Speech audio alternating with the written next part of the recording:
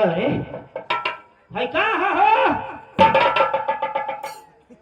है का हो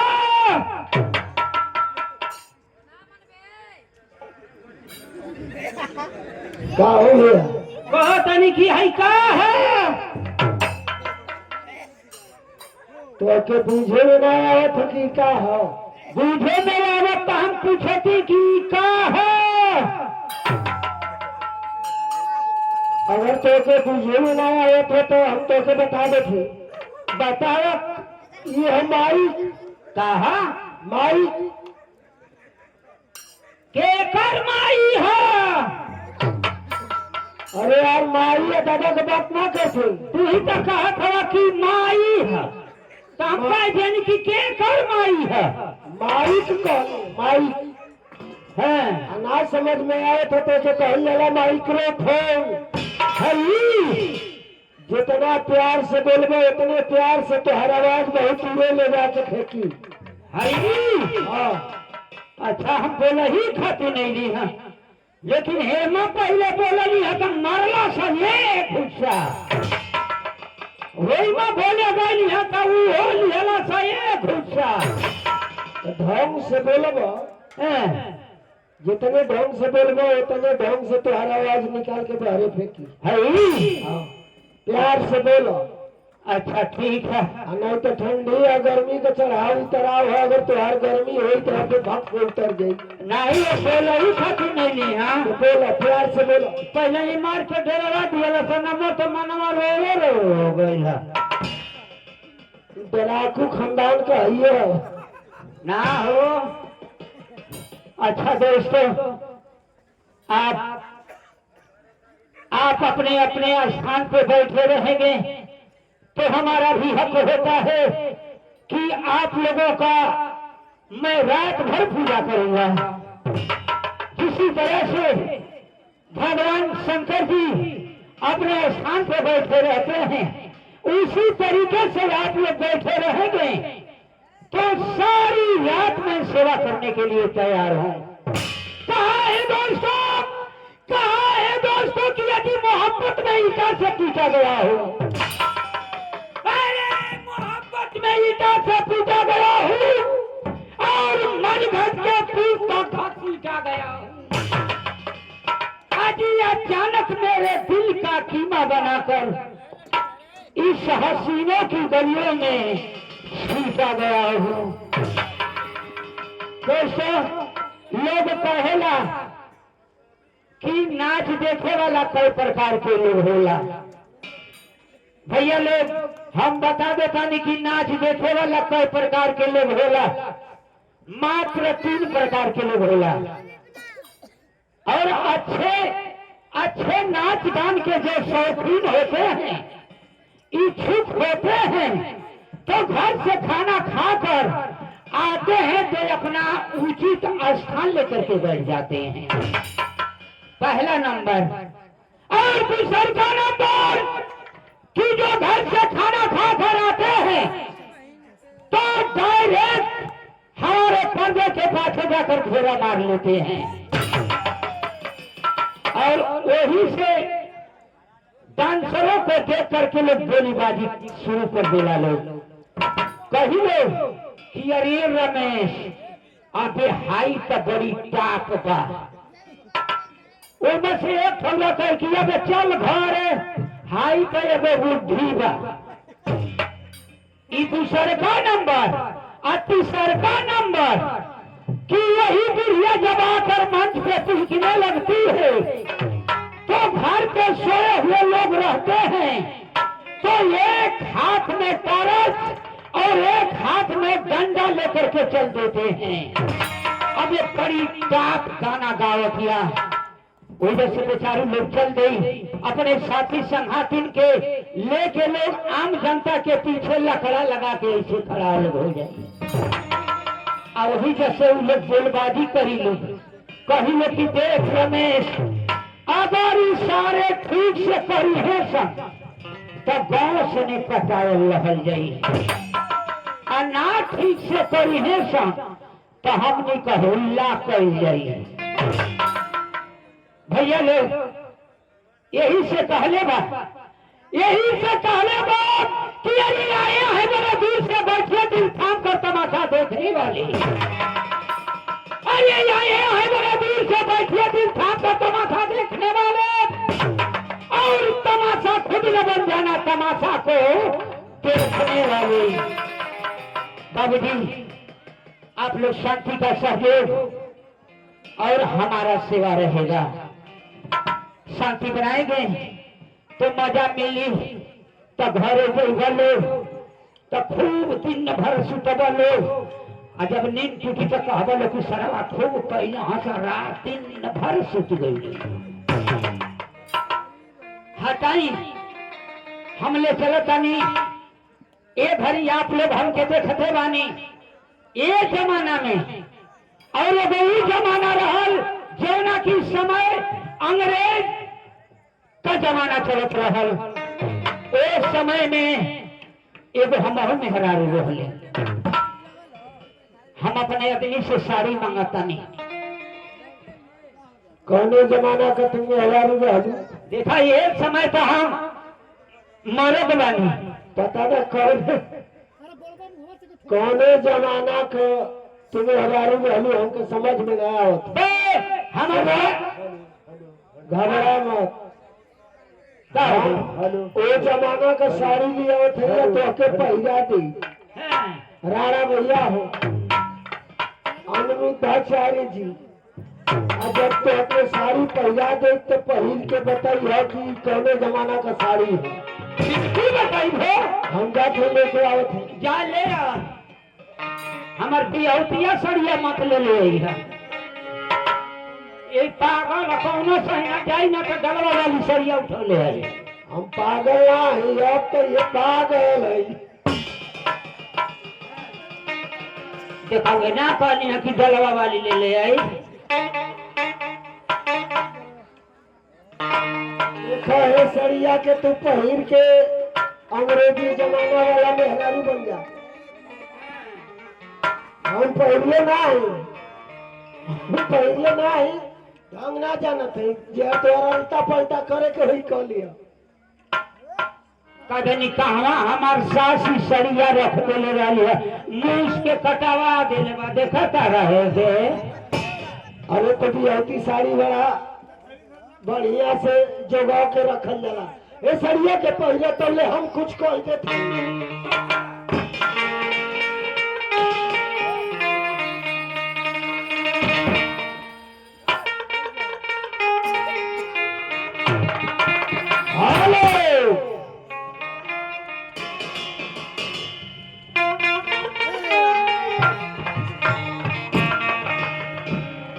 अरे सब बूटीदार अरे गोरिया सब बूटीदार गोरिया सब बूटीदार अरे कहाँ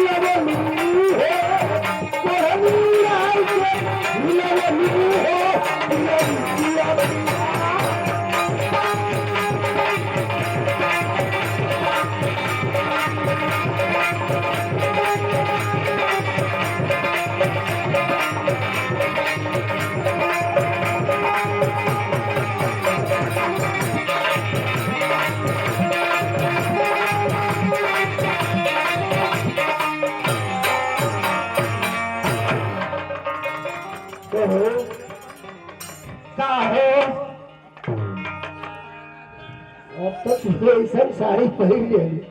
देखा एकर मन ये हर होके लागल हमारे नहीं यही से धैले धैले साड़ी मुँह से कटवा दिहलस। हम ना कटवले हैं हाउ कटवले हैं संदीप ई त चिंटुआ कमाई लगत है केवन बोलता रे करी ने टाइम में तारू का गदिया लगाई बोलत ना है बोलत है संदीप मौसी अच्छा ऊपर मौसी तक बोल सड़िया पहनने की बात अच्छा हमको एक बात बता दो का तुम्हारी साड़ी पहनने के मतलब हमके समझ में ना आता है बताओ तुम्हारी साड़ी में कौन प्लेट लगेला भाई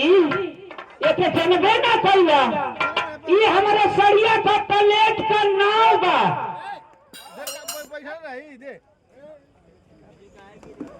हाँ हो ये सड़िया पहनली है ये प्लेटवा का नाम बताओ तनी सुनिया तो ई साड़ी में कौन प्लेट लगेला भाई ए सड़िया का प्लेटवा का नाम बा नदिया के पार गुंजा छोड़ गए तो खाली प्लेटे में है कि अगर कुछ काम हो भाई हम बतावे तनी कौन काम होते ही बताओ देखी समय ए समय का बात बतावे तनी जो न कि अंग्रेज का जमाना चलल रहल ओ घड़ी जब हमारा आदमी हमके दाना करा के जब घर में ले आया था जब ले आया था तो हम ही सोचले कि ये हो हमारा दिन आ जिंदगी यही जब कटी तो वो घड़ी हमारे सैया का खा ले तो हम का करीला ये बिटिया में मिली बोले तू का खा तू क्या सैया का खा ले तो के का खिलाए हाँ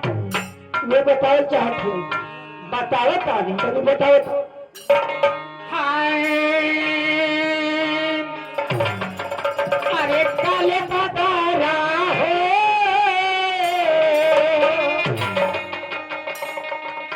अरे काले बादारा हो उमारी वाले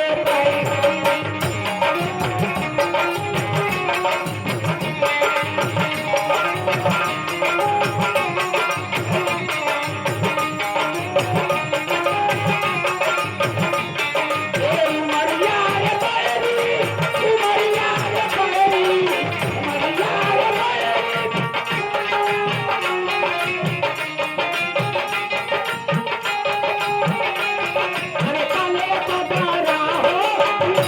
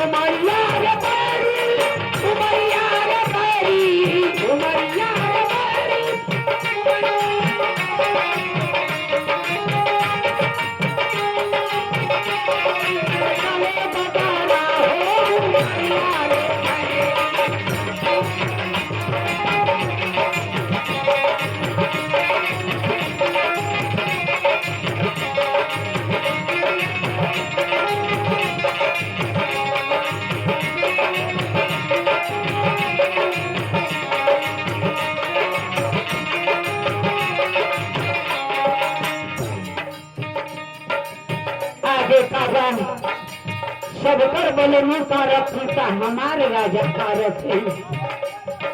हम बताए करिए वो हमारे किस्मत जरल रहे कि हमारा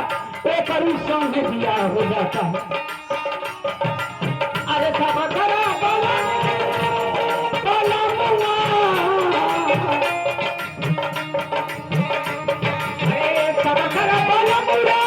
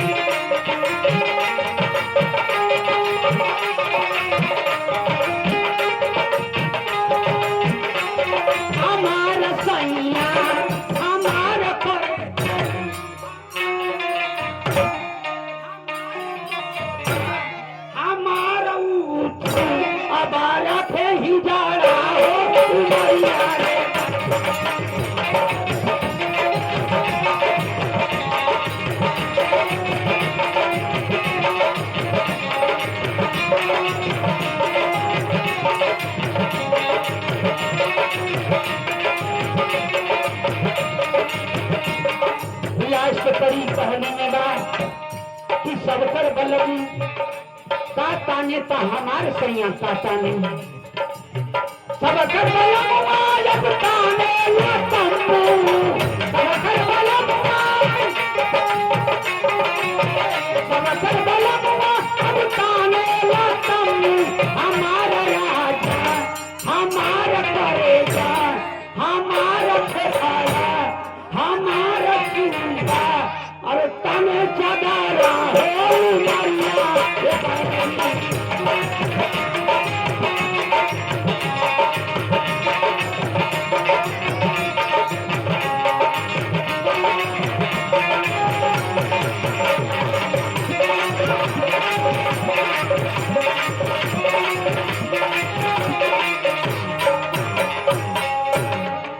और इसी कड़ी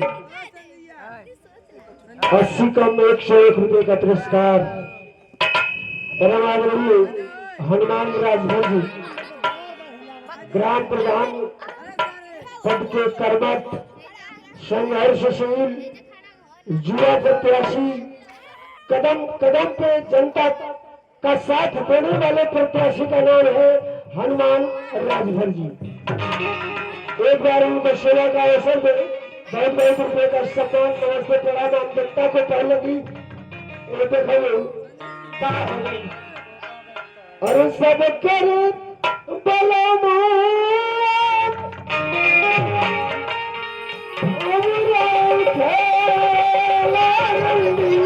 यही तो गलम बका हो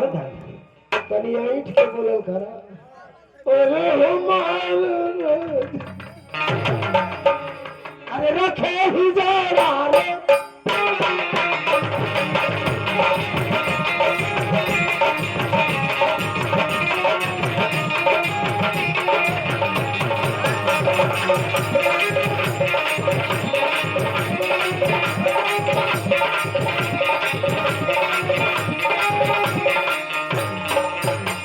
आइए दोस्तों